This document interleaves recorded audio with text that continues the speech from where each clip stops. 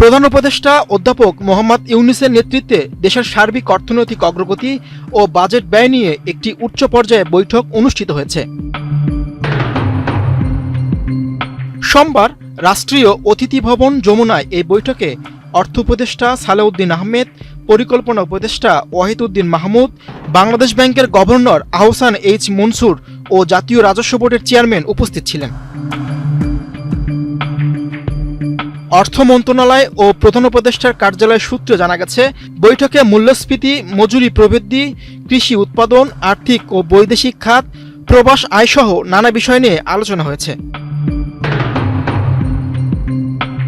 Extreme মশার coil plant fibre দিয়ে তৈরি, তাই সহজে ভাঙে না, সুগন্ধিযুক্ত ও নিরবিচ্ছিন্নভাবে জ্বলে। ডেঙ্গু, চিকুনগুনিয়া বাহি সহ যে কোনো মশার বিরুদ্ধে দেয় এক্সট্রিম সুরক্ষা। দেশের অর্থনীতির বিভিন্ন চলকের ভারসাম্যহীনতা ইতিমধ্যে একটি ভারসাম্যপূর্ণ অবস্থানে চলে এসেছে বলে সরকারের উচ্চ পর্যায়ে বৈঠকে জানানো হয়েছে। বৈঠকে বলা হয়, আর্থিক অব্যবস্থাপনার ফলে দেশের ইমেজের যে নিম্নগতি হয়েছিল তা বন্ধ করা সম্ভব হয়েছে। এর উদাহরণ হিসেবে ঋণপত্র খোলার হার বৃদ্ধি এবং ট্রেড ফিন্যান্সিং সহজতর হওয়ার বিষয়টি উল্লেখ করা হয়। মীর হোসেন সরকার, বাংলাদেশ প্রতিদিন।